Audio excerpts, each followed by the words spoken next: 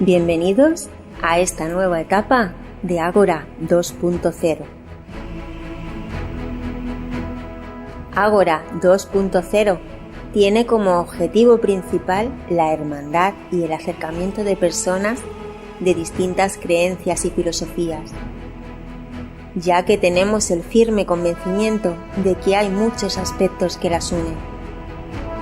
Nos mueve el deseo de confraternizar con todos nuestros hermanos como una unidad espiritual, con la certeza de que formamos parte de una comunidad global, independientemente cuáles sean nuestras creencias. Respetamos todo tipo de pensamiento honesto. Este es un lugar donde las diferentes filosofías y credos pueden compartirse y expresarse libremente. En este foro debe imperar siempre el respeto de todos y para todos. Sed bienvenidos a esta reunión de amigos.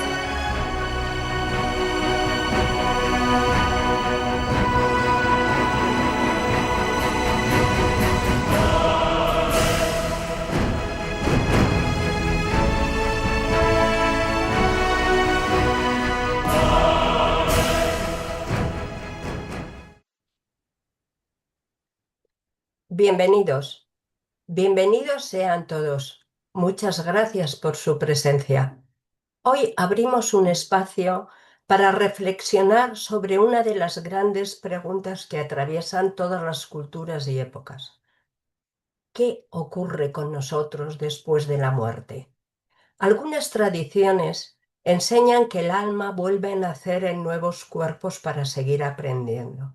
Otras afirman que esta vida es única y que tras la muerte nos espera una resurrección y un juicio.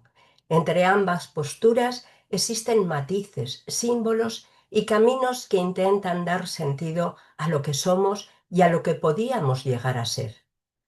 Esta mesa redonda no busca debatir quién tiene razón, sino abrir un espacio de escucha, reflexión y entendimiento. Nos acompañan hoy tres personas con trayectorias distintas, unidas por un interés en las grandes preguntas espirituales. Ramón Gómez, divulgador científico de la fe cristiana evangélica, licenciado en Teología y máster en Ciencias.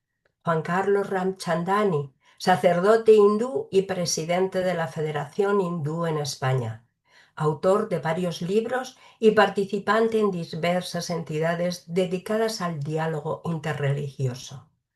Claudia Anaya es ingeniera de sistemas, especialista en logística empresarial y certificada en gestión de proyectos.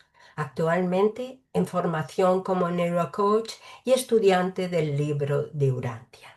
Su búsqueda espiritual la ha llevado a explorar la conexión entre ciencia y espiritualidad a través de este extenso texto de filosofía cósmica y revelación espiritual.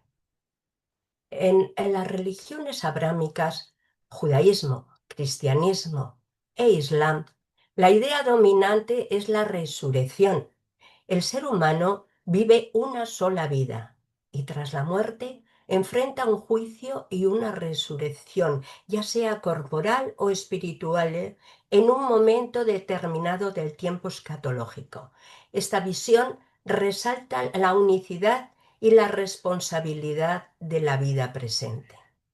En cambio, muchas tradiciones orientales, como el hinduismo y el budismo, junto con corrientes esotéricas como la teosofía o el espiritismo de Allan Kardec, proponen que el alma pasa por múltiples existencias corporales a través de la reencarnación.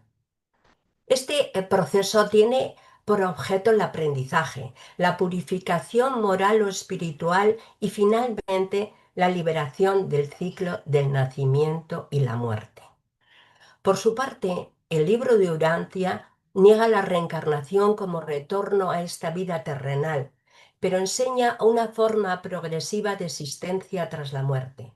Habla de una serie de mundos morontiales donde el alma continúa su evolución hasta alcanzar la perfección espiritual y la fusión con el espíritu divino en un viaje largo y ascendente por el universo.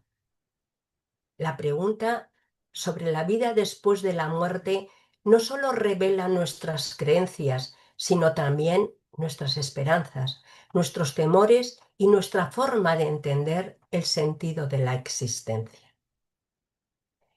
Formularemos ahora 3 preguntas dirigidas a los 3 ponentes, cada una de ellas diseñada para explorar en profundidad los fundamentos y matices de sus creencias. Están pensadas para propiciar, respuestas amplias, comparativas y personales. En la pregunta número 1, queremos saber qué enseña su tradición sobre la vida después de la muerte y si nuestras decisiones, valores o actos tienen algún efecto sobre lo que nos espera. ¿Hay continuidad, transformación, juicio o evolución? La pregunta es la siguiente. ¿Qué ocurre con el alma o la creencia después de la muerte?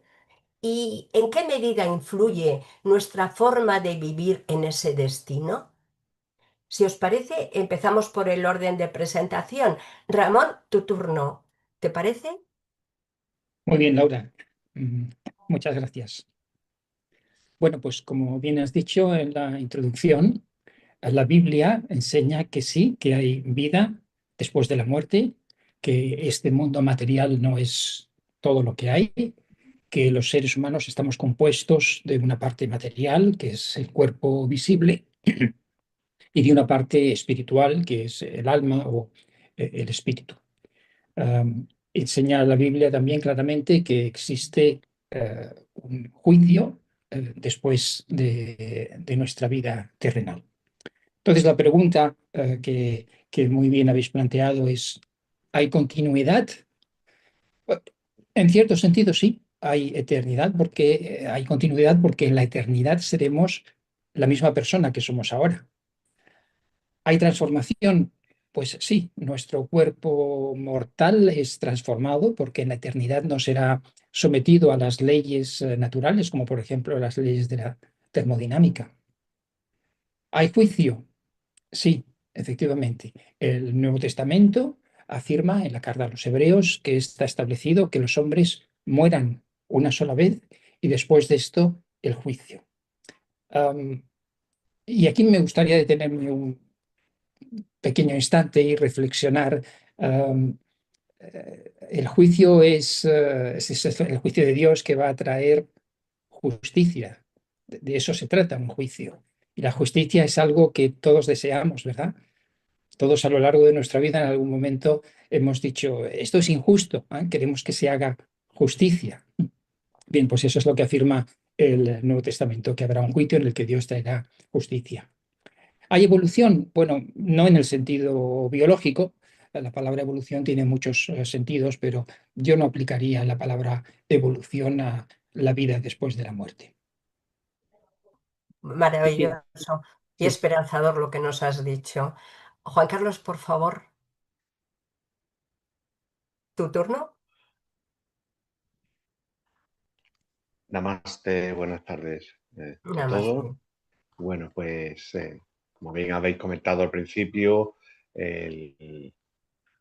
digamos, la creencia en la reencarnación surge en el pensamiento hindú, lo que hoy en día llamamos hinduismo, originalmente llamado Sanatana Dharma, y que también influyó en otras religiones orientales, algunas nacidas en la India, como el budismo, el jainismo, el sikhismo. Influyó a algunas corrientes de pensamiento griego y también un pensamiento que luego se ha extendido, como bien habéis comentado, a otras, digamos, prácticas religiosas o espirituales de corte más esotérico, ¿no? Nosotros partimos de la base de que, como Krishna, Dios encarnado, uno de los nombres que recibe Dios, habla en la Bhagavad Gita, que es nuestro principal texto sagrado, habla de cómo el alma es eterna, ¿no? Krishna dice en la Bhagavad Gita que el alma ni nace ni muere, sino es una parte indivisible que pertenece a Dios. Y al ser eterna, esta alma, en base a una serie de acciones y reacciones, lo que nosotros llamamos karma, pues entra en un cuerpo material. A lo largo se habla de 8.400.000 especies de vida, que es el número que dan los Vedas, los textos sagrados. Ese número puede variar hoy en día, pero se aproximaba en aquella época antigua, ¿no? Cuando se escribieron estos libros hace más de 5.000 años, que se consideran que son una revelación divina.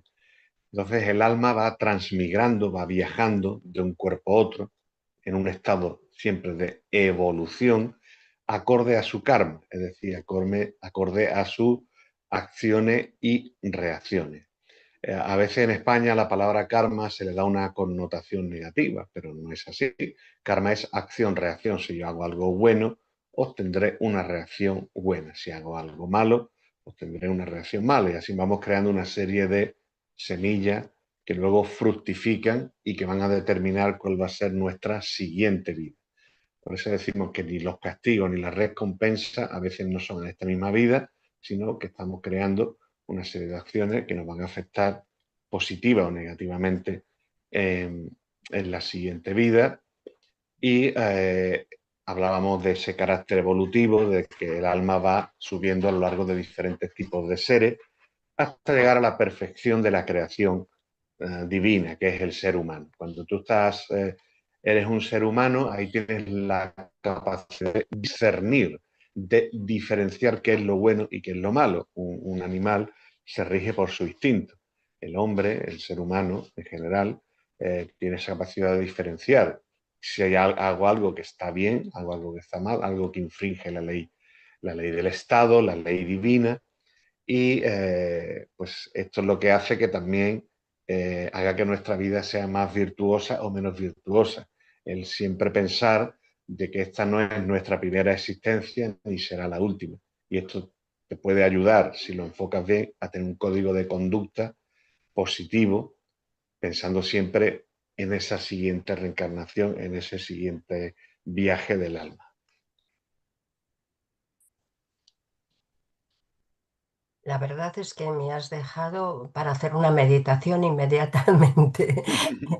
Claudia, por favor, ¿qué nos dices tú al respecto? Las enseñanzas que nos entrega el libro de Urantia están muy acordes con lo que nos describía Ramón ahora más anteriormente.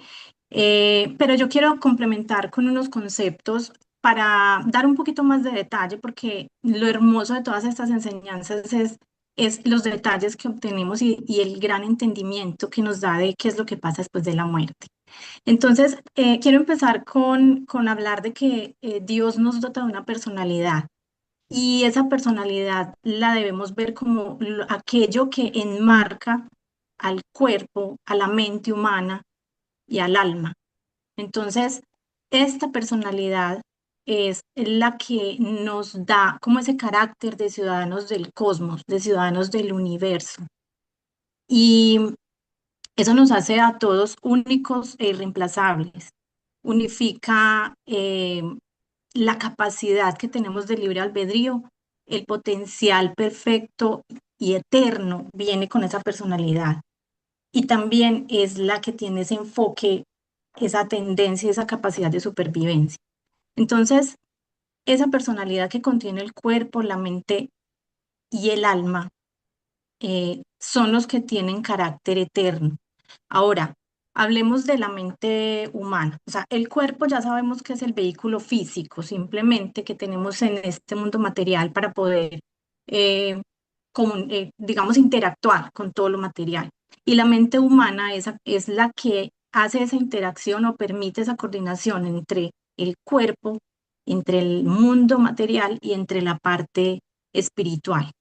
Ahora tenemos nuestra mente habitada por un fragmento de Dios, por ese regalo que Dios nos entrega, que desde el libro de Urantia lo identificamos como el ajustador del pensamiento, o llamémoslo para efectos de esta conversación, el espíritu divino.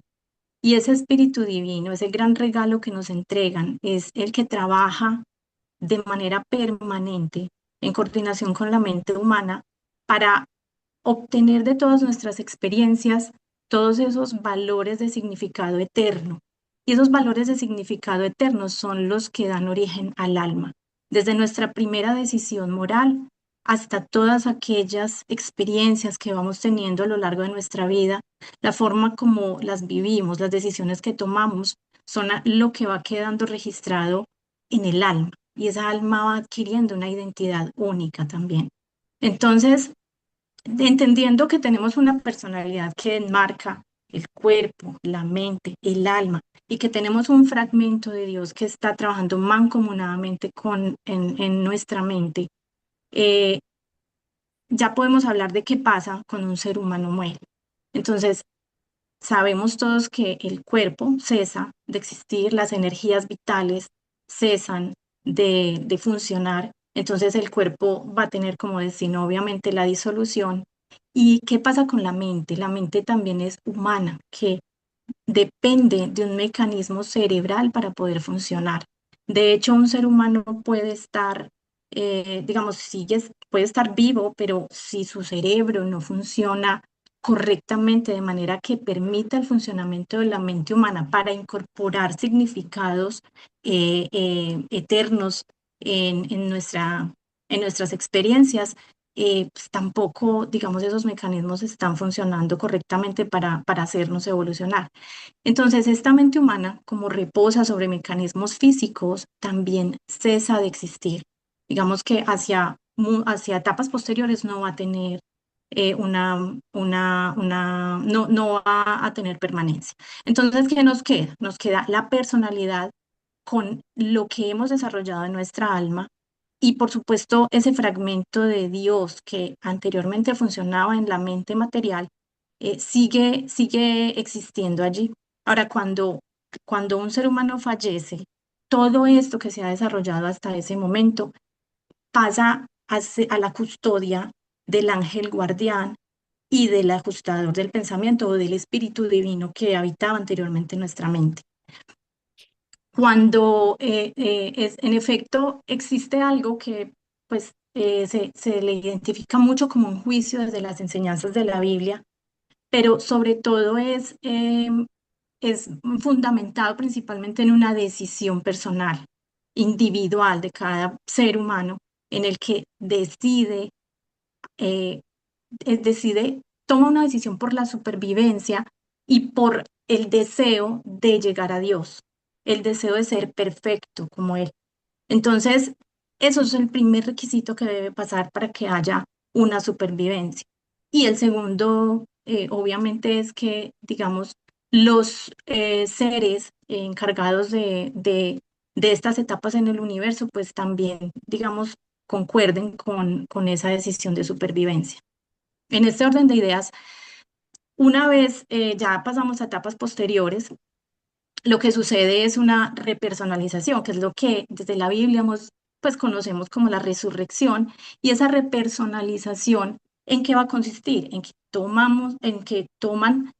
Vuelve nuevamente el mecanismo de nuestra personalidad con nuestra alma, con nuestro espíritu divino que sigue allí, y nos asignan un cuerpo diferente para seguir otras etapas de nuestra vida. Entonces, no me voy a alargar mucho, pero quiero hablar de cuáles son las etapas que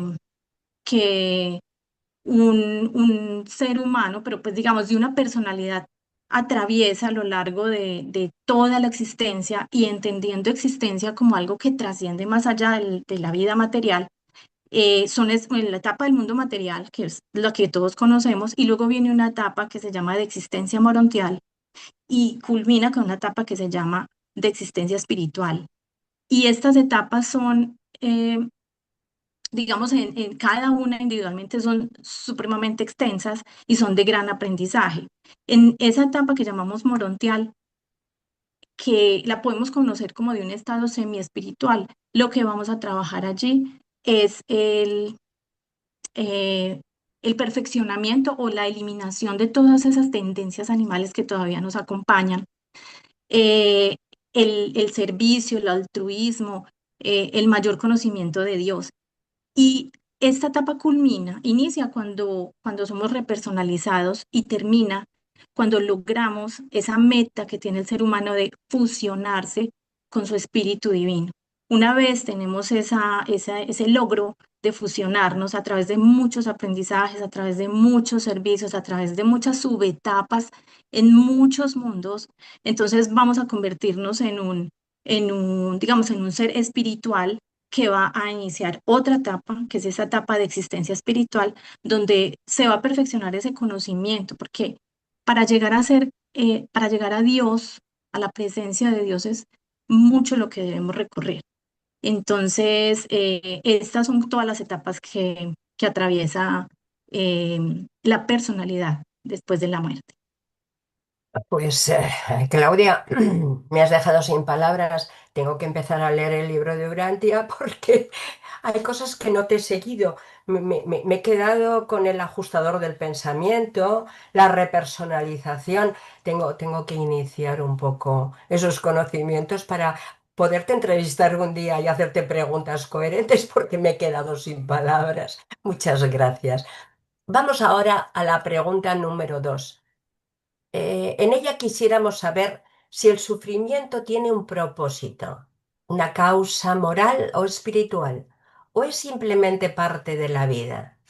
¿Qué relación tiene el dolor con el crecimiento del alma o con lo que ocurre después de la vida? La pregunta es la siguiente. ¿Cómo interpreta su tradición espiritual el sufrimiento humano? Ahora vamos a empezar por Juan Carlos. Juan Carlos, adelante, todo tuyo. Vale, muchas gracias. Bueno, pues la raíz del sufrimiento humano está en lo que nosotros llamamos en sánscrito avidya. Avidya quiere decir la ignorancia. Cuando hablamos de ignorancia, no hablamos de la ignorancia académica, ¿verdad? Una persona puede ir a la universidad, tener todos los títulos y ser ignorante en cuanto a la trascendencia, a la espiritualidad, al reconocimiento de la existencia de un ser divino, un ser superior, ¿no?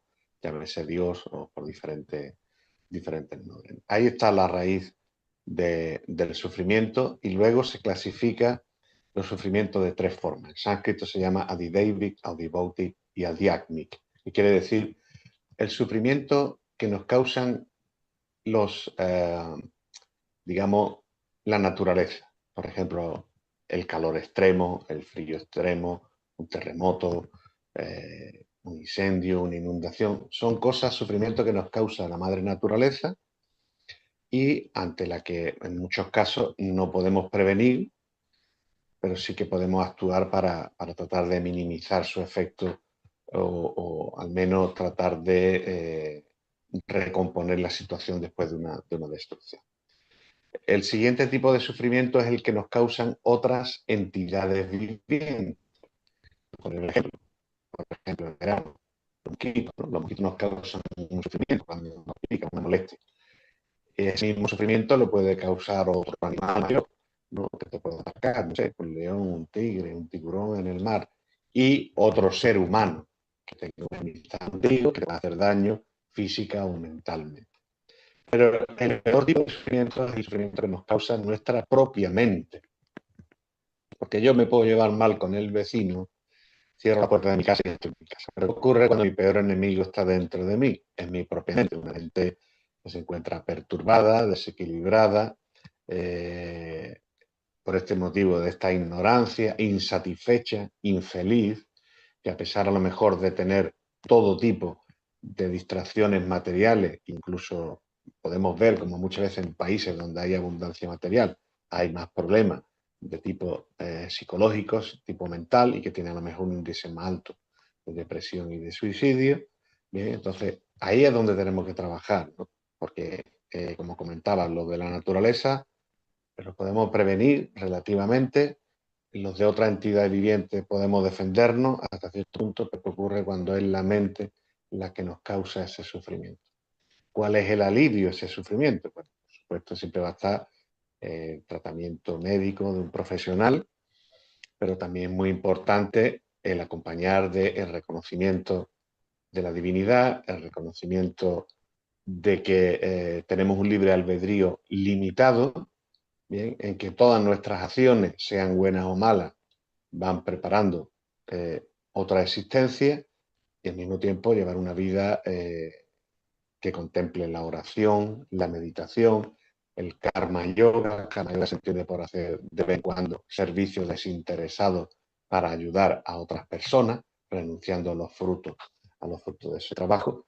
Y aquí también podríamos incluir pues el entendimiento y el diálogo interreligioso entre diferentes culturas, diferentes religiones, diferentes formas de entender a Dios, para crear un ambiente lo más positivo posible en este mundo material, ¿no? Al cual vemos a aprender. Esto es como los niños que van a una guardería que tienen que ir aprendiendo. Y por desgracia, pues muchas veces, por esa ignorancia que tenemos, vamos aprendiendo a base de palo. Pero lo importante es esa eternidad del alma, y el hinduismo y otras religiones orientales basan su creencia de que si no terminas de cumplir con tu misión espiritual en esta vida, tienes otra oportunidad en la siguiente, y tratar de ir evolucionando, pero que esto tampoco sea una excusa para dejar de practicar una vida lo más íntegra y espiritual posiblemente. Entonces, el sufrimiento lo podemos unir a la ignorancia. ¿Podemos decir que parte del sufrimiento es debido a la ignorancia? Exactamente, la ignorancia es la raíz del sufrimiento. Nosotros le llamamos avidya. Vidya significa conocimiento. En sánscrito, cuando se pone una A, el antónimo sería la ignorancia o el desconocimiento, que no es una excusa. Bien, aquí la gente muchas veces, no, es que yo no lo sabía. Es como si tú vas conduciendo y cruzas un semáforo en rojo y te para la policía. No, es que yo no sabía que el rojo significaba que tenía que parar. Entonces esa ignorancia no es excusa. La persona tiene que buscar ese conocimiento. ¿Por qué el hombre ha hecho tantos descubrimientos maravillosos en el mundo, ¿no? Por tener una mentalidad de descubrir, de experimentar, inquisitiva, de saber, y ahí están. Luego han venido a la tierra una serie de sabios, de profetas, de escrituras reveladas, para que la persona sea más allá de un simple animal, ¿no? Que sea más allá de defenderse, de aparearse, de comer, de cubrir las necesidades básicas que también hacen los animales. El ser humano tenga esa otra cualidad divina de interesarse e interactuar con Dios, independientemente, ya cada uno de su religión y su creencia lo hace de una forma diferente. Qué profundo. Muchísimas gracias, Juan Carlos. A ver, ahora, por ejemplo, Claudia, ¿qué contestas tú a esta pregunta? El sufrimiento y el dolor tienen dos posibles orígenes que son, como dice Juan Carlos, la naturaleza, el mundo en sí, pues nos ofrece fenómenos que terminan ocasionando un sufrimiento si somos impactados, digamos, por un fenómeno natural, por un accidente o cualquier situación fortuita que se pueda presentar. Eso, por supuesto, es una cosa que nos puede causar algún tipo de dolor o sufrimiento. Y lo más importante, otro origen del dolor puede ser, del sufrimiento puede ser el causado, el originado por el mal, por la realización del mal. Y esto entendiendo como decisiones, ya habíamos hablado anteriormente de que como somos dotados de un libre albedrío, existe por supuesto y naturalmente en este mundo la posibilidad del bien y el mal, puesto que el libre albedrío nos da diferentes opciones a tomar. Entonces, la existencia del mal, la materialización del mal, que puede tomarse como malas decisiones o puede tomarse ya como unas situaciones reincidentes de ejecución del mal por parte de un individuo que ya se convierte en el pecado, en la iniquidad. Todo esto va a causar dolor y sufrimiento, sino a nosotros mismos, posiblemente a otros, a nuestros semejantes. Entonces, ahí está la causa del dolor. Ahora, ¿cómo asumimos el dolor? También tiene mucho que ver con la mente, obviamente. Cómo nos sentimos acompañados de ese espíritu divino, cómo nos sentimos apoyados por nuestro Padre Universal.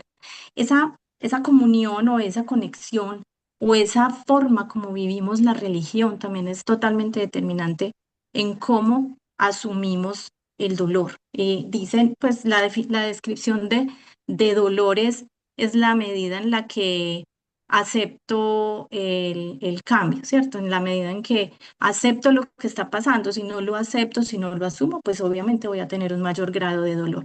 Pero entendamos esto como algo que es inherente a la existencia de este mundo material y que está allí no porque sea originado por un castigo de Dios, por la ira de Dios, como de pronto en algunas doctrinas se da a entender, sino porque hace parte inherente del mundo, pero está allí para brindarnos la oportunidad y para estimularnos a aprender. ¿Qué pasaría si no existieran, digamos, la desigualdad, si no existieran personas que en el mundo necesitan un apoyo, necesitan un servicio? Entonces, ¿dónde estaría esa oportunidad que encuentra el ser humano para brindar un servicio altruista, por ejemplo, y desarrollar esa generosidad y ese desinterés por ayudar al otro? ¿O qué pasaría si todo se nos presenta de manera fácil? ¿Dónde está esa fuerza de carácter que tenemos que desarrollar, esa resiliencia? Eso es lo que tenemos que forjar a lo largo de nuestra existencia y que de hecho nos provee la posibilidad de obtener precisamente esas experiencias y esos significados eternos que luego vamos a poder incorporar como en el crecimiento y en el desarrollo del alma, ¿cierto? Entonces, esto, ante la pregunta cómo se interpreta el dolor, cómo se interpreta el sufrimiento, eso hace parte inherente del mundo. Entonces, de esto podemos, digamos, concluir que el sufrimiento nos brinda oportunidades para el aprendizaje, nos brinda oportunidades para el desarrollo de la personalidad, para la perfección del servicio a los demás, porque el servicio es algo que hace parte fundamental del desarrollo y la evolución y de la trascendencia de una personalidad, de un ser humano. Entonces, en conclusión, es necesario, hace parte de y nos brinda oportunidades. Muchas gracias, Claudia. Sería un bonito colofón decir que el dolor es una oportunidad. Qué bonito. A ver si lo profundizamos y aprendemos de ello. Muchas gracias.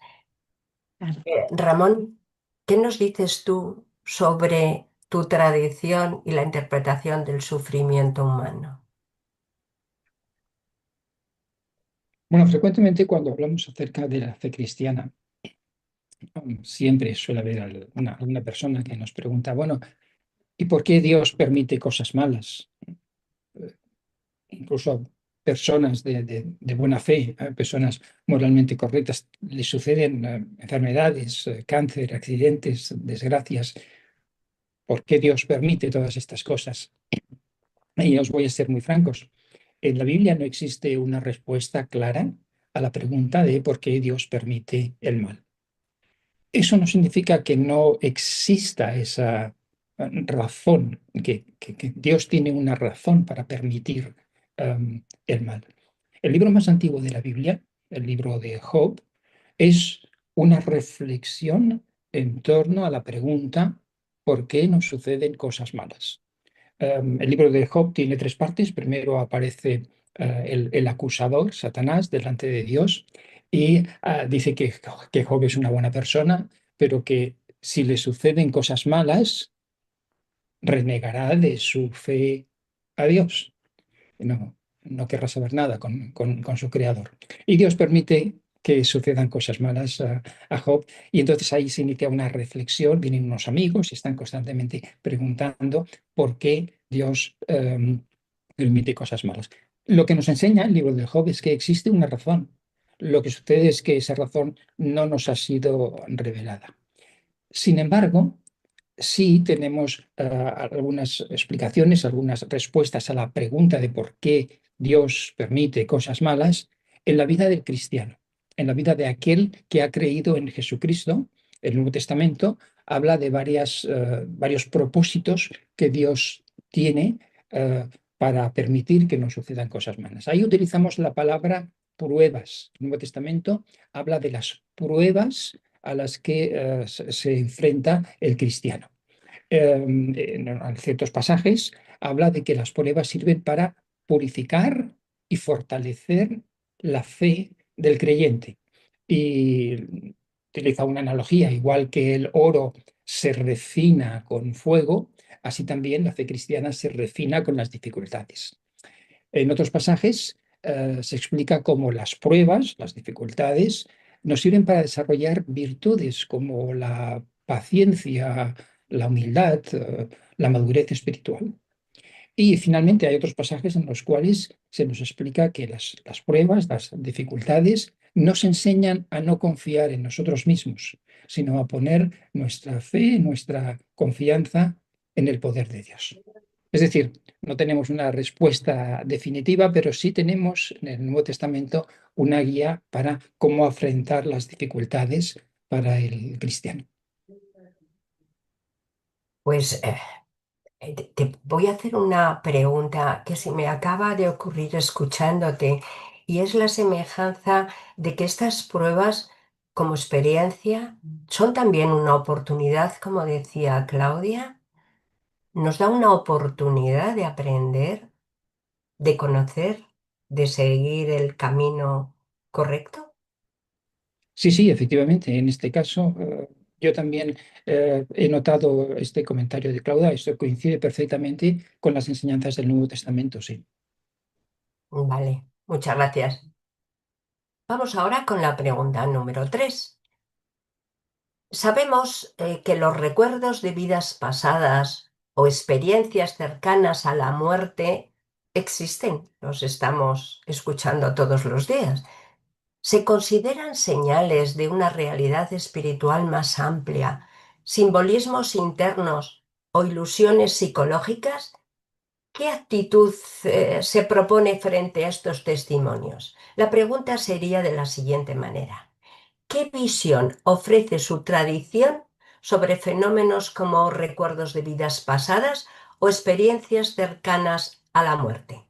Ahora empezaríamos por Claudia. Bueno, de acuerdo con lo que hablamos anteriormente sobre las etapas de la existencia de la personalidad, hablamos de la primera etapa, que es la vida material, y esa se lleva a cabo una sola vez. Es nuestra primera etapa, es nuestro primer año de entrenamiento y de aprendizaje, pero de ahí en adelante, pues las siguientes etapas se llevan a cabo en otras ubicaciones diferentes, en otros mundos diferentes. En ese orden de ideas, cuando hablamos de recuerdos de vidas pasadas, desde ahí saldría la afirmación de que no hay lugar a tales vidas pasadas. Estoy hablando de las enseñanzas desde el libro de Urantia.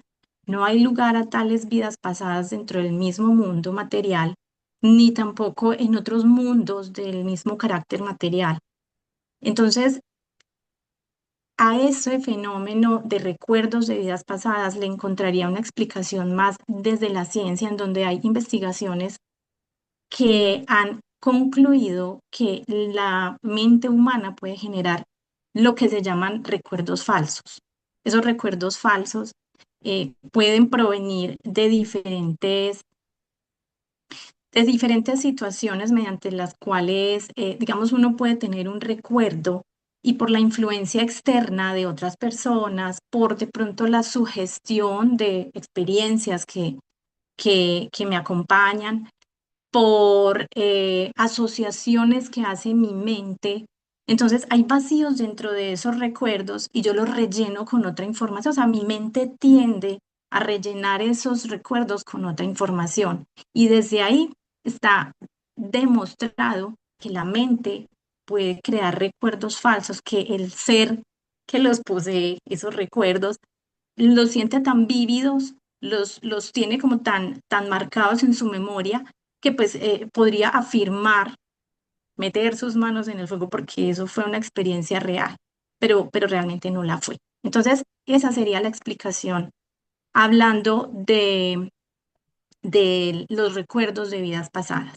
Ahora, si hablamos de las experiencias cercanas a la muerte, hay que ser claros, de pronto desde el contenido, desde las enseñanzas del libro de Urantia, no propiamente hay algo hable sobre las experiencias cercanas a la muerte, pero sí se me ocurre que esas coincidencias que narran las personas, esa transformación espiritual que atraviesan muchas personas a través pues después de haber tenido una experiencia cercana a la muerte, en donde dicen estar en la presencia de pronto de otro tipo de seres de luz, dicen ver de pronto hacer un repaso de las experiencias de su vida, me imagino los hitos significativos. eh, Eso coincide con la posibilidad de que en un estado de transición hacia la muerte, la mente puede, digamos, se expande la conciencia y se puede tener acceso a otro tipo de realidades, porque sabemos que para un ser humano la realidad es lo que desde el mundo material percibe, lo demás no necesariamente es de parte de la realidad, pero eso no quiere decir que no haya una realidad espiritual que nos rodea. Nosotros habitamos en un mundo que a su vez está habitado por sin número de seres celestiales, ángeles y otros seres que colaboran en nuestra carrera evolutiva. Entonces, pensaría yo que sí hay, digamos, la posibilidad de que se abra, digamos, que haya una expansión de la conciencia que permita percibir y conocer otros aspectos. Aquí quisiera también, pues, apoyados como en la parte de la ciencia, ya en mi presentación se mencionó que me gusta buscar, pues, como esos elementos científicos que apoyan y que conectan con esa parte espiritual. Me he interesado por conocer precisamente de estos fenómenos de experiencias cercanas a la muerte, que hay unas experiencias muy similares que están documentadas en personas que bajo el efecto de una molécula que produce nuestro cerebro, que se llama la DMT o dimetiltriptamina. Y sucede que eh, en experimentos se ha demostrado que el cuerpo humano, el cerebro, cuando estamos sometidos a unas situaciones de estrés en las cuales está, por supuesto, esa experiencia de estar caminando hacia la muerte, libera esta sustancia.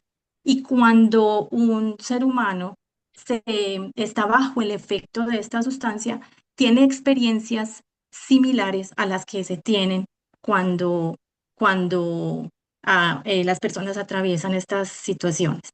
Entonces, desde la ciencia he explicado posiblemente esta expansión de la conciencia es producto de esta misma sustancia que se libera en momentos de trauma y que nos provee pues como este tipo de experiencia. Pues, pues sí, eso es muy probable. La verdad es que es una cuestión que a todos nos deja, no nos deja indiferentes, nos deja conscientes de lo que nos queda por conocer y saber.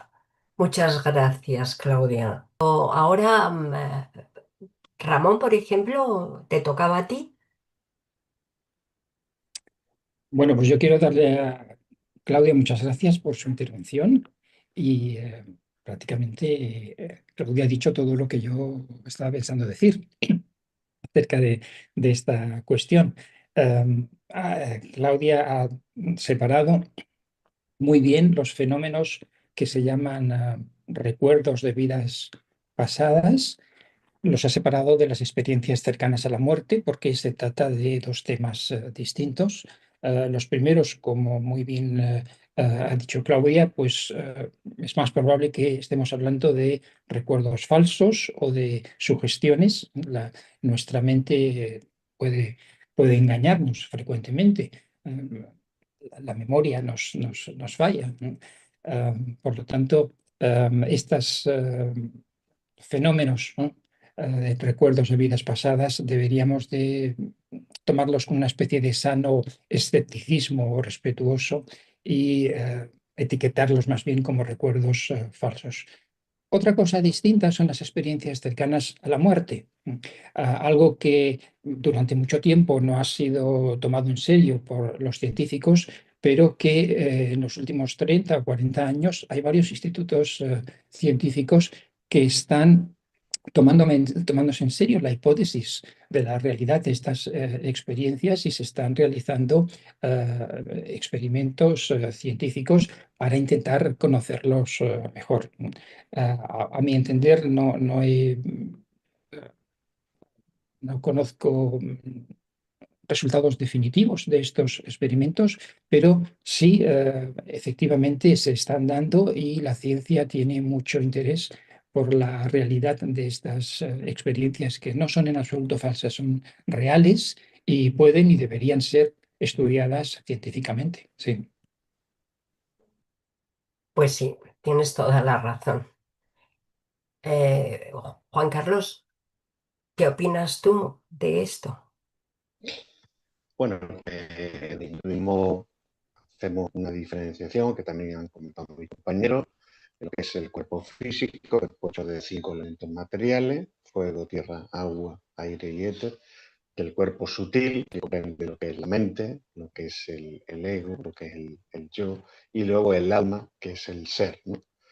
Entonces, en el proceso de la muerte, nos deshacemos del cuerpo físico, en el sentido de que se destruye, ya sea a través de la cremación, que es el ritual que hacemos los hindúes para que esa alma avance hacia adelante y pierda el apego por ese cuerpo material que estuvo habitando durante una serie de años, pero a esa alma le acompaña el cuerpo sutil. Bien, se decía su siguiente reencarnación, le acompañan pensamientos, impresiones, sucesos que han ocurrido en vidas anteriores. Hay ciertas personas, no en todas, que tienen una mayor sensibilidad, que son los que experimentan los llamados flashbacks o recuerdos de otras vidas. Creo que muchísimo nos ha pasado de ir a algún sitio que nunca habíamos estado anteriormente y parecernos familiar. Y no me hablo de un sitio famoso que haya podido ver en una foto, sino de un sitio, ir a una casa o en el interior de una casa de una persona y parecernos algo familiar, ¿no? Entonces esto puede ser también un flashback de una situación anterior, en otra vida, en otra existencia, como también han dicho mis compañeros, y coincido, que a lo largo del día nuestras experiencias influyen en nuestros sueños, la película que vemos, los temas que hablamos, vemos la tele, lo que experimentamos, luego eso se transmite después en ese estado de conciencia donde el cuerpo físico queda letargado, dormido, pero la mente de una forma u otra sigue trabajando. Lo que pasa es que nosotros ya no podemos controlar esos pensamientos. Sí que a través de los sueños, por ejemplo, a lo largo de la historia espiritual del hinduismo, se ha visto como muchas veces los maestros, o incluso Dios mismo, ha mandado mensajes, se ha manifestado a través de sueños a grandes maestros, a grandes profetas, para que llevaran a cabo una determinada actividad. Incluso muchos, cuando se les preguntaba en qué idioma hablaba, decían que esa personalidad no movía ni siquiera los labios, sino era una comunicación telepática, ¿no? A través de la mente. Eso sería por un lado, ¿no? Que dependiendo de la sensibilidad de esa persona puede experimentar a través del sueño, o incluso en estado de vigilia, sensaciones que no siempre tienen que ser visuales de vidas anteriores.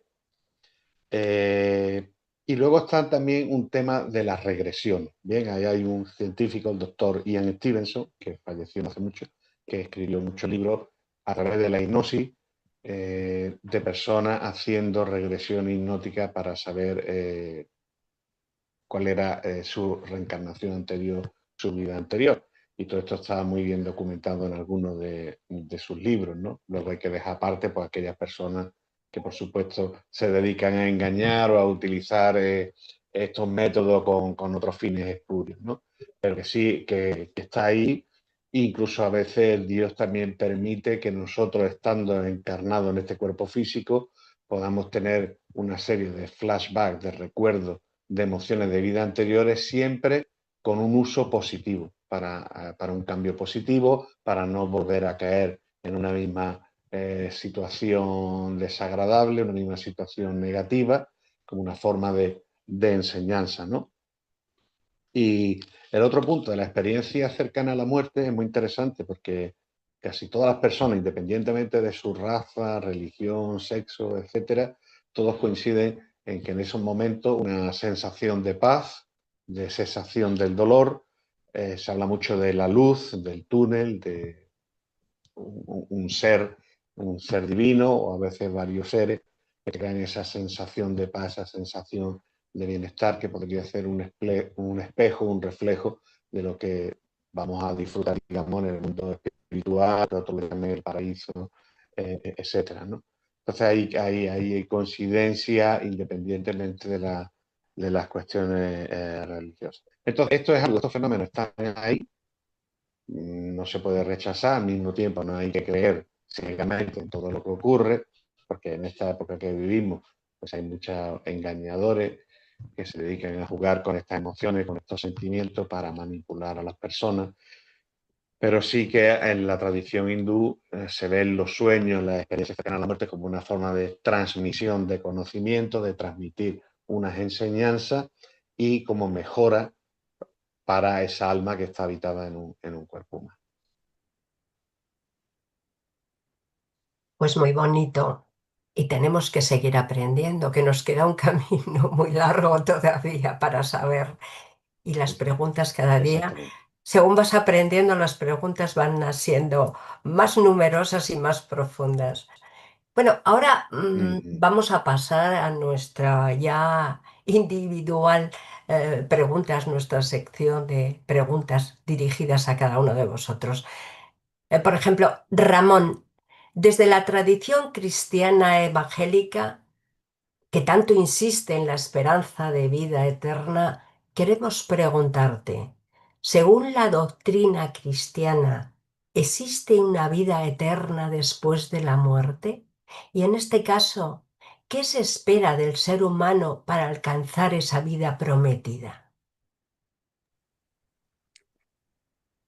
Muy bien, yo creo que aquí deberíamos diferenciar entre las enseñanzas de Jesús de Nazaret y la religión cristiana, o mejor dicho, las religiones cristianas que conocemos hoy en el siglo XXI.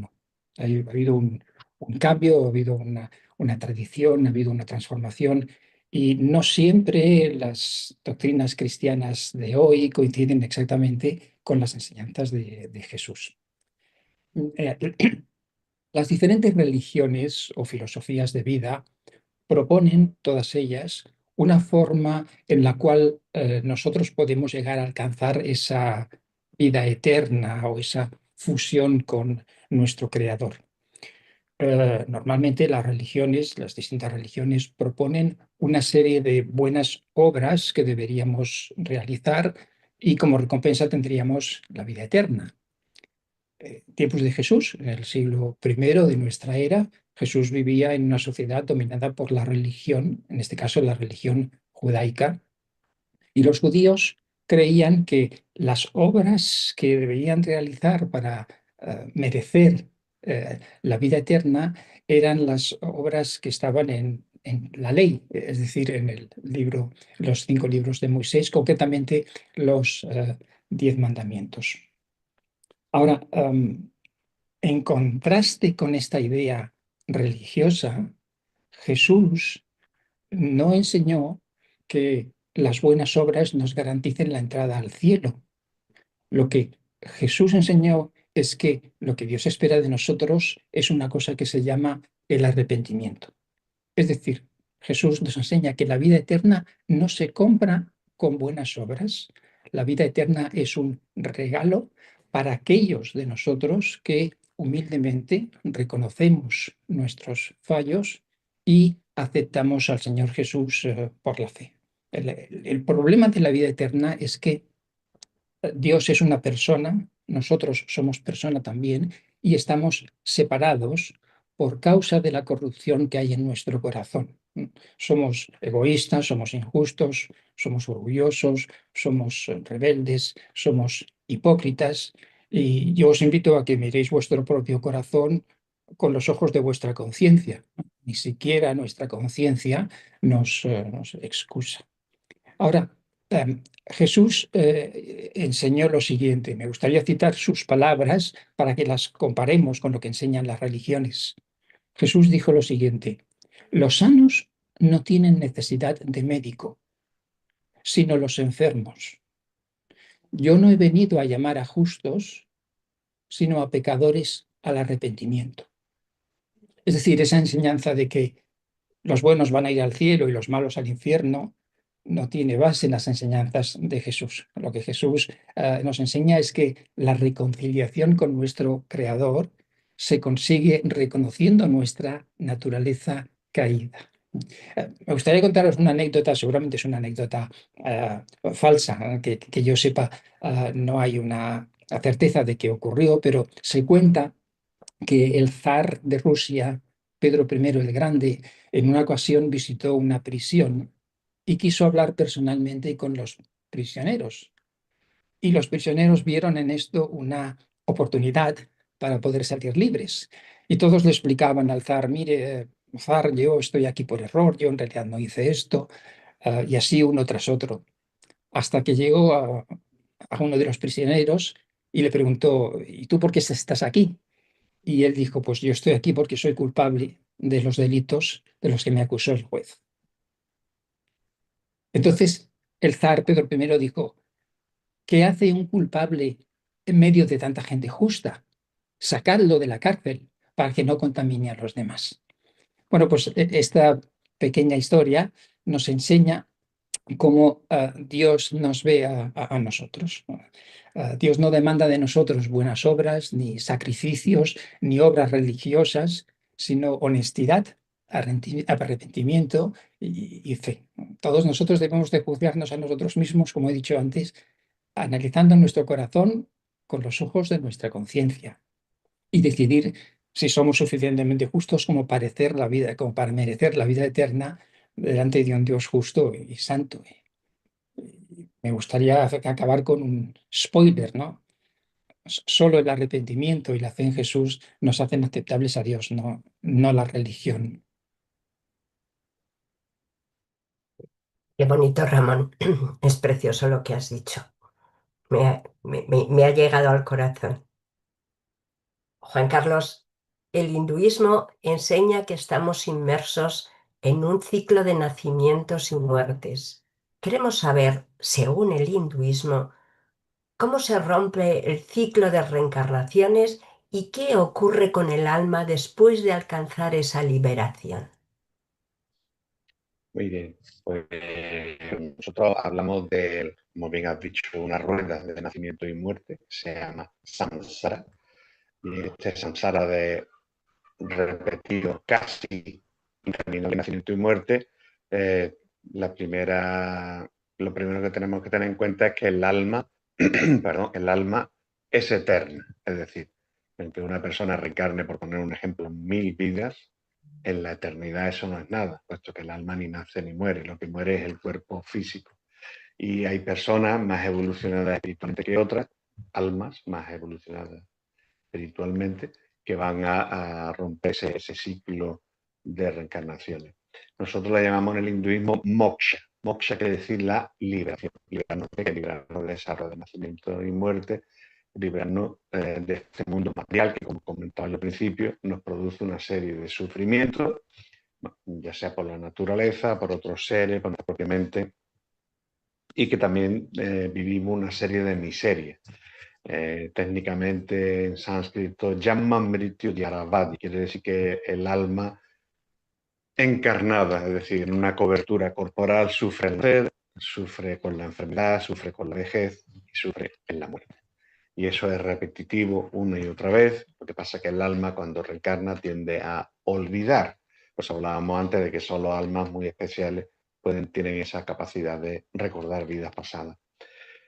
Cuando a través de la sadhana, es decir, a través de la práctica espiritual, cuando una persona reconoce la existencia de Ishvara, de un ser supremo, es cuando, y comenzar una sadhana, quiere decir una práctica espiritual, ya sea dentro del hinduismo o en cualquier religión, esto es lo que nos va a ayudar a liberar, a alcanzar moksha. Una vez que el alma desencarna y obtiene esa liberación, vamos al mundo espiritual. Nosotros le llamamos en sánscrito Vaikunta. Vaikunta significa allí donde no hay ansiedad, es decir, todo nuestro problema, todo nuestro sufrimiento termina.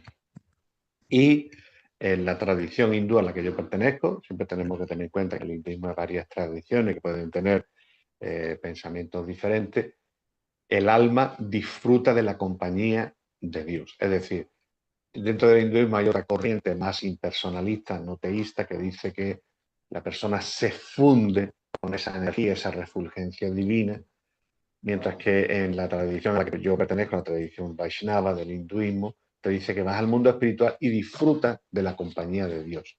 Y en esa compañía divina obtenemos un cuerpo que ya no perece, un cuerpo eterno, un cuerpo lleno de conocimiento, un cuerpo lleno de bienaventuranza, disfrutamos de la presencia divina y vivimos allí una vida eterna. ¿Cómo alcanzar ese estado de gracia? Bueno, pues Krishna habla en la Bhagavad Gita de 3 formas, porque no todos los seres pensamos igual, no todas las personas tenemos las mismas metas, las mismas condiciones. Hay personas que tienen capacidad de alcanzar algo más rápido, otros son más lentos. Entonces se habla de 3 caminos. Krishna habla de karma yoga, el hecho de hacer acciones que no producen resultados para nosotros, es decir, nosotros trabajamos porque recibimos un salario, ¿no?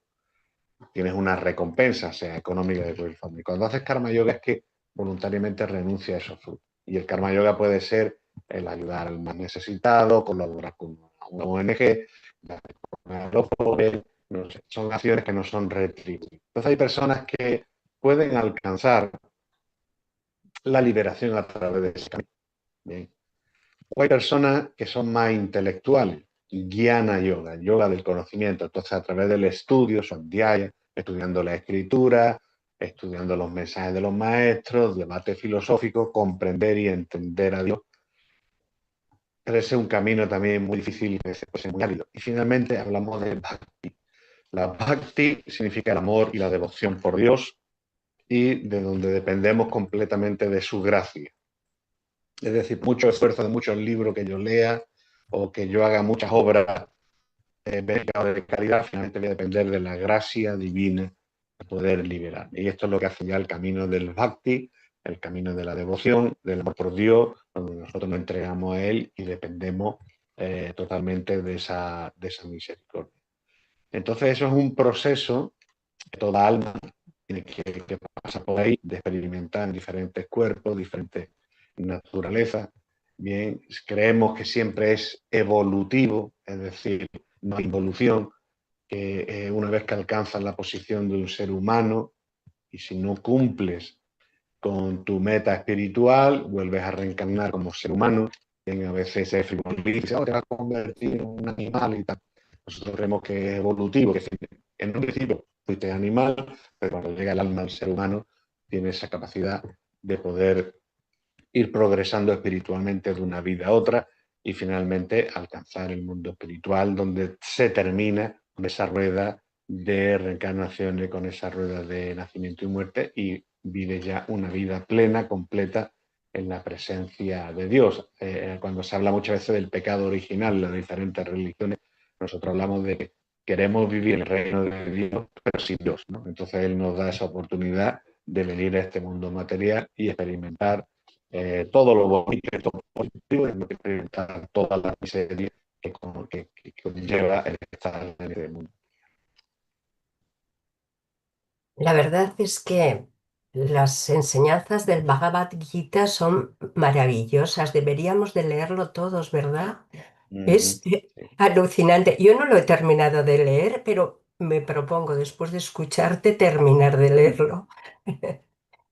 Bueno, Muy bien. Claudia, tú estudias una obra poco conocida que plantea una visión cósmica de la existencia. En este plano de vida se dice que lo único inevitable en esta vida es la muerte. Desde la visión del libro de Urantia, ¿esto es realmente así? ¿La muerte es un final o solo una transición hacia otra forma de existencia? Laura, sí, coloquialmente, cada vez que afrontamos un problema es un dicho, no sé si lo utilizan en su país, pero por aquí decimos lo único que no se puede solucionar es la muerte, lo único que inevitable es la muerte. Y cuando estudié las enseñanzas del libro de Urantia, me maravilló y me sorprendió conocer y entender que esto, digamos que esa afirmación no es una verdad absoluta, llamémoslo una verdad relativa y que está asociada a las circunstancias actuales del mundo en donde habitamos. ¿Esas circunstancias cuáles son? Pues tenemos una expectativa de vida que está, digamos, muy dependiente de los avances tecnológicos de la medicina, en general, el estado del planeta en su parte física. Entonces, todas esas circunstancias que nos rodean y además esa madurez espiritual que logra el ser humano tener al momento, pues da cuenta de que no nos alcanza la vida para llegar a un punto de desarrollo espiritual tal que podamos evitar ese paso por la muerte, ¿cierto? Entonces, hoy, pues nuestra realidad, la que hoy nos rodea, pues es esa. La muerte es inevitable. Sin embargo, si lo vamos a llamar una verdad absoluta, entendiendo el significado de una verdad absoluta como algo que es y será, no que es dependiendo de las circunstancias. Entonces podríamos decir que no, la muerte no corresponde a las inevitabilidades de la realidad. Entonces quiero, digamos, desarrollar un poco la idea para llegar a ese entendimiento.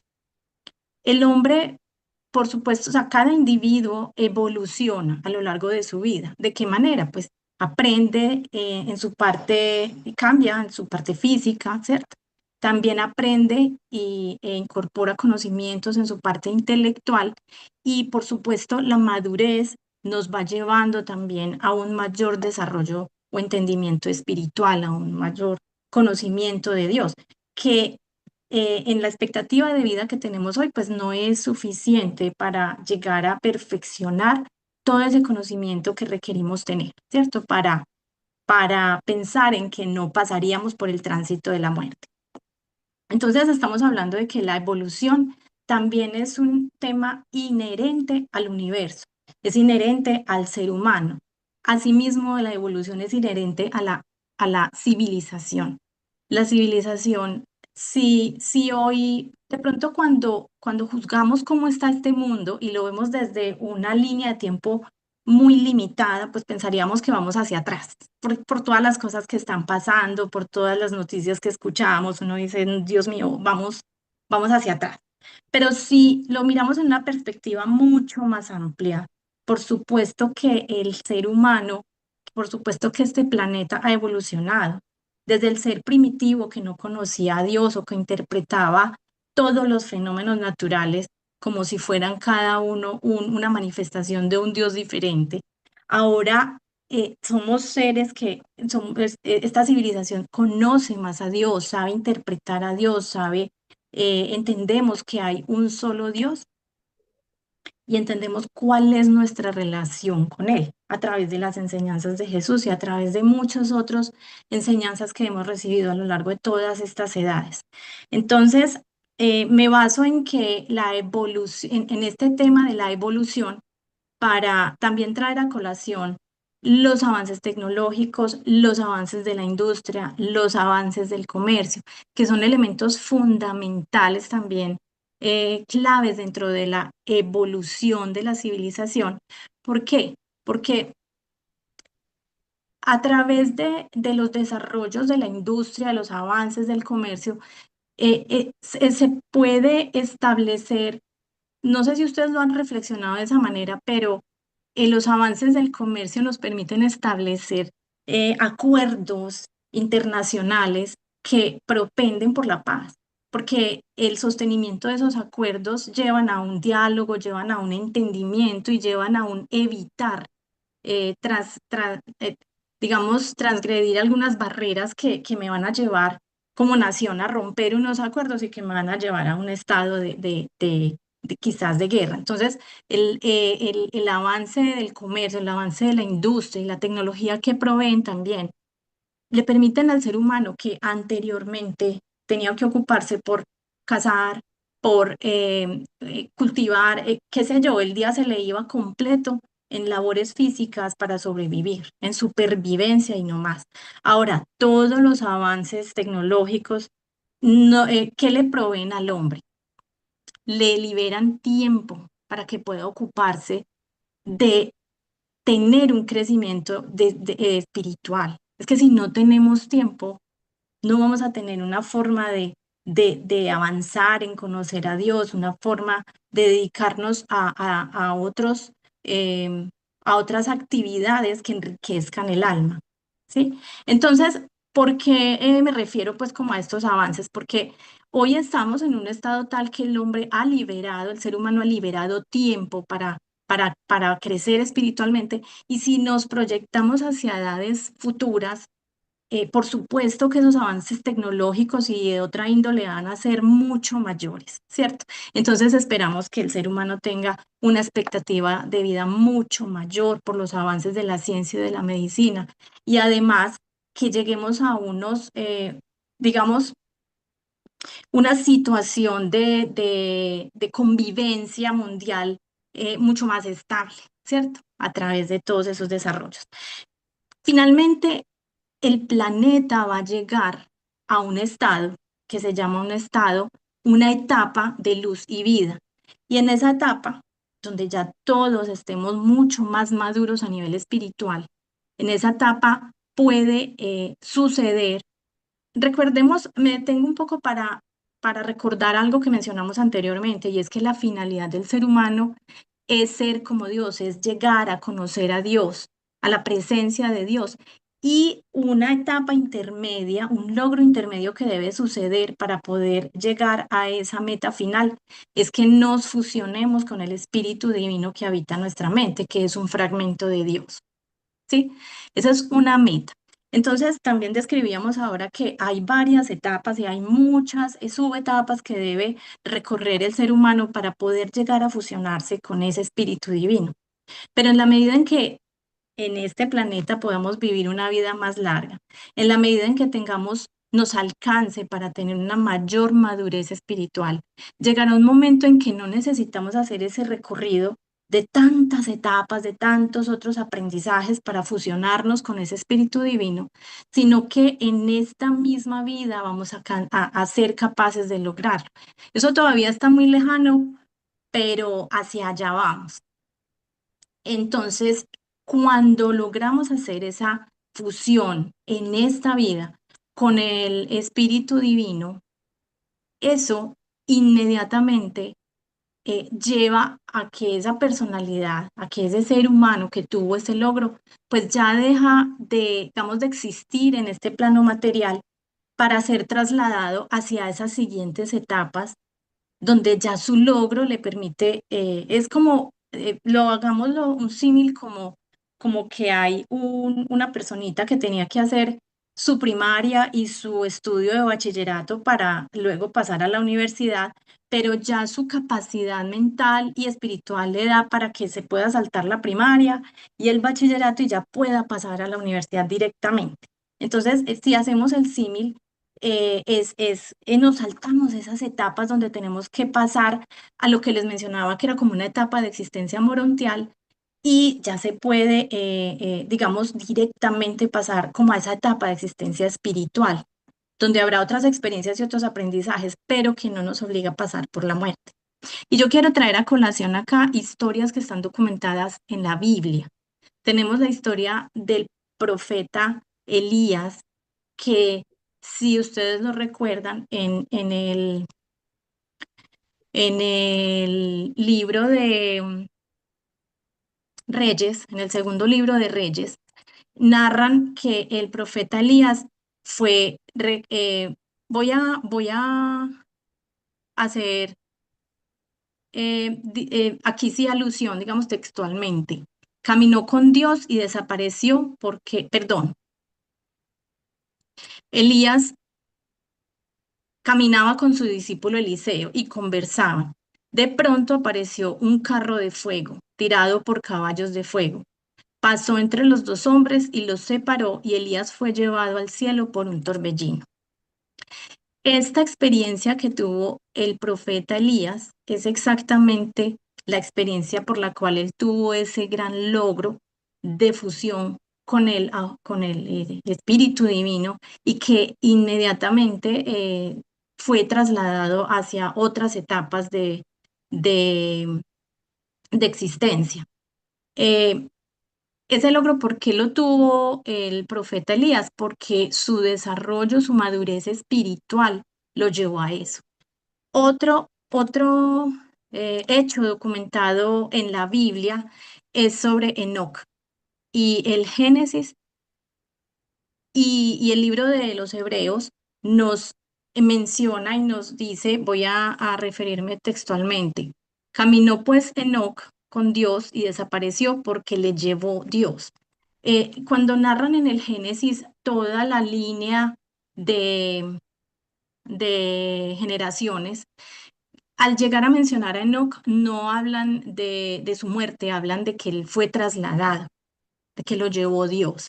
Este es otro hecho documentado de una experiencia similar. Entonces, pues con esto concluyo y refuerzo la idea de que la muerte no es una inevitabilidad. Llegaremos a una etapa que se llama etapa de luz y vida, donde nuestro desarrollo, tanto intelectual como espiritual, va a ser tan avanzado que nos permite saltarnos esa etapa. No es tajantemente decir que todos los seres humanos van a estar en esa capacidad, pero sí va a existir ese potencial de que no, de que lo podamos lograr. Muchas gracias. Estoy anotando cantidad de cosas que estás diciendo para aprender e investigar un poquito en ese gran libro que nos estás definiendo aquí un poquito. Pero apunto, la etapa de luz y vida es esperanzador, es un título enriquecedor, evolución para llegar a luz y vida. Eso tiene que ser maravilloso. Tengo que leer el libro de Urantia. Muy recomendado, Laura.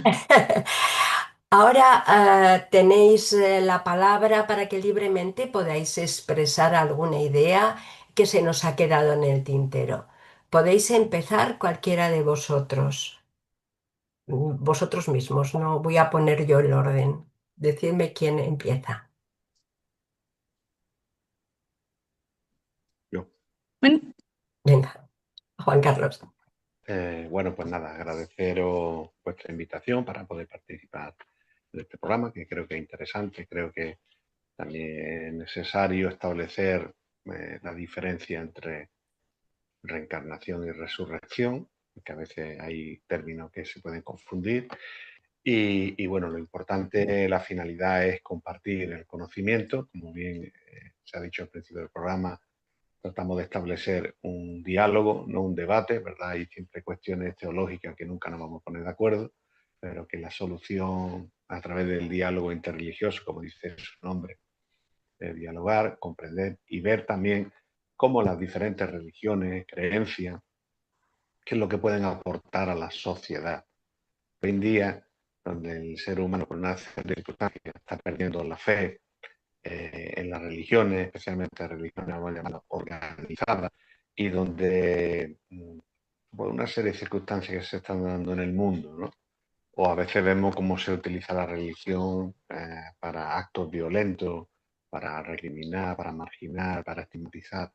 Entonces creo que este tipo de programas son interesantes para aportar conocimiento a las personas, ¿no? Como dice aquello, el conocimiento nos hace libre, nos hace tener una perspectiva más importante, y creo que siempre se aprende al conocer de otra creencia, ¿no? O sea, yo a lo largo de más de 25 años que llevo participando en diálogo interreligioso a nivel local, nacional, internacional, pues siempre aprendo de mis compañeros, de mis contertulios.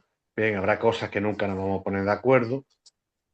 Tampoco es mi intención, porque nosotros no hacemos proselitismo ni América, pero sí que podemos buscar siempre puntos de encuentro, similitudes. De acuerdo a estudios académicos, dicen que todas las religiones del mundo tienen un 63% de cosas en común y nos diferencian 27%. A veces nos centramos más en ese 37% que en el 63%, ¿no?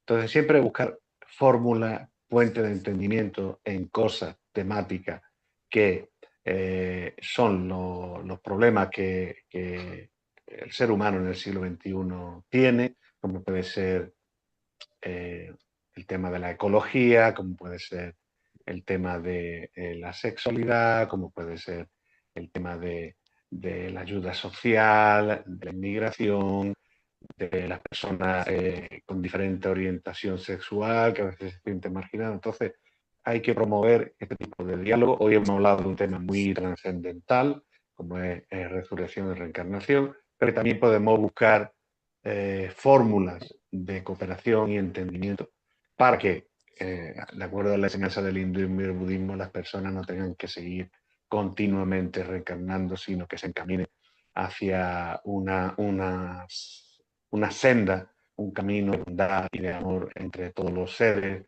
Nosotros en el hinduismo tenemos un dicho, Vasudhaiva Kutumbakam, la humanidad es una familia, Lokaha Samasta Sukhino Bhavantu, que todos los seres, todos los planetas, porque decimos que no solamente en la Tierra, todos los seres, todos los planetas sean felices. Y ese es el mensaje que quiero compartir con todos vosotros. Muchas gracias.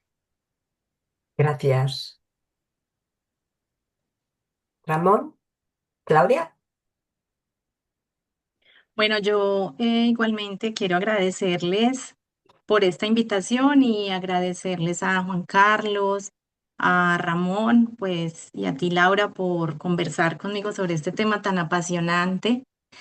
Y Y creo, pues, lo que yo quería concluir es muy similar al aporte que hace Juan Carlos y me encanta porque yo vengo de fundamento de ingeniería y me encantan los números.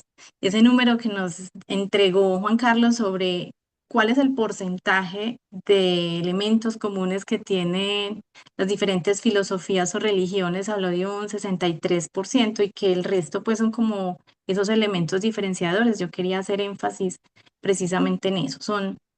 Finalmente es una esencia similar y los detalles y los detalles y la filigrana de las explicaciones de muchos fenómenos o de muchos sucesos o en este caso, pues de cuáles van a ser las etapas posteriores eh, son apasionantes, son maravillosos, pero pues en una finalidad de llegar a Dios, de conocer a Dios, de hacernos cada vez mejores personas, pues entra a ser irrelevante todos esos detalles diferenciadores. Y finalmente es una meta que tenemos y que coincidimos todos en cuáles deben ser esas acciones que nos lleven a ese logro. Y si se llaman a través de diferentes vidas, de una reencarnación o a través de diferentes etapas vividas en otros mundos, pues entra a ser irrelevante. Es muy lindo conocer todos esos detalles, pero es irrelevante frente al resultado que buscamos. Es el mismo fin, pero pues explicado a través de diferentes medios y ese es el mensaje que nos tenemos que llevar. Gracias. Ramón. Muy bien, hemos estado hablando de la reencarnación, hemos estado hablando de la resurrección. Yo quisiera contaros un aspecto de las enseñanzas del cristianismo relacionados con el tema de la resurrección. La resurrección no es solamente una de las doctrinas cristianas, como puede ser la Trinidad o el nacimiento virginal. La resurrección fue el hecho histórico que dio pie al inicio de la fe cristiana. El cristianismo normalmente, que lo relacionamos con las enseñanzas de Jesús, efectivamente Jesús era un maestro judío, enseñó durante 3 años, tuvo una serie de seguidores, pero su vida acabó en una cruz. Cuando Jesús fue crucificado, el cristianismo se acabó. Sus seguidores se volvieron a las redes a pescar, a sus quehaceres y nadie pensaba que aquello iba a tener un seguimiento. Fue cuando unos días después las mujeres descubrieron la tumba vacía que se dieron cuenta los discípulos de que aquel hombre era realmente el Hijo de Dios, y a partir de ahí nace el cristianismo, a partir del hecho histórico de la resurrección. No es una doctrina, no es una enseñanza, sino es un hecho histórico, y a partir de ahí los discípulos empezaron a escribir los evangelios, las cartas, el Nuevo Testamento como lo conocemos hoy. Esto era simplemente para hacer notar la centralidad de la resurrección en la teología cristiana. Gracias, Ramón. Hemos escuchado tres visiones profundamente distintas, que sin embargo responden a una inquietud común. ¿Qué somos más allá del cuerpo y qué nos espera al cruzar el umbral de la muerte? Si creemos en la reencarnación, entonces la vida se presenta como un camino largo de múltiples etapas. Si creemos en la resurrección, esta única vida tiene un valor trascendente, irrepetible. Si adoptamos una visión evolutiva del alma como propone el libro de Urantia, entonces estamos partiendo de una gran aventura cósmica. Pero en cualquier caso, la gran enseñanza compartida es que lo que hacemos hoy importa, que nuestras decisiones, nuestro crecimiento y nuestro modo de amar dejan huella más allá del tiempo. Queremos expresar nuestro más sincero agradecimiento a los tres ponentes por su generosidad, profundidad y respeto mutuo al compartir sus creencias y sus conocimientos. Las aportaciones que han hecho nos han permitido asomarnos a mundos espirituales distintos, enriqueciendo este diálogo con convicción y apertura. Gracias por ayudarnos a mirar más allá de las diferencias y acercarnos, aunque sea un poco, a los grandes misterios que nos unen como seres humanos. Por supuesto, gracias a todos ustedes que por su presencia, su escucha y su deseo sincero de comprender, ha sido un placer compartir este espacio de reflexión. Y para concluir el encuentro, damos paso a nuestro compañero Mariano, quien despedirá la sesión y anunciará el tema del próximo encuentro, porque la búsqueda continúa y cada nueva pregunta es una puerta abierta al misterio. Gracias a todos. Mariano, tu turno. Sí, muchas gracias también por mi parte, y lo ha cerrado también Laura, que no tengo nada que decir. No, bueno, yo sí quería destacar que efectivamente al final siempre hay puntos de encuentro, ¿no?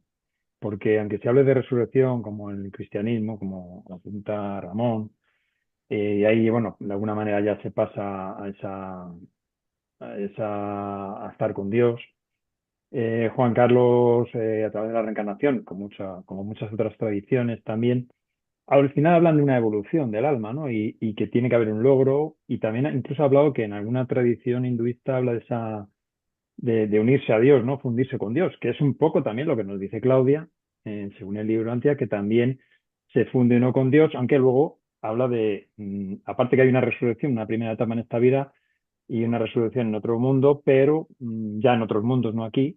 Pero bueno, al final viene a ser un poco, efectivamente, no tan importante, pero hay una carrera, ¿no? A lo largo y ancho del universo bueno, que lo hace también muy interesante. Entonces, yo creo que de alguna manera sí estamos todos de acuerdo en que el logro está en llegar a Dios, ¿no? Como cada uno lo pueda entender o comprender. Así que nada, muchas gracias a todos. No voy a anunciar el tema, como dice Laura, para septiembre, porque vamos a hacer un parón ahora en agosto. Ya sabéis que aquí en España agosto es un mes vacacional.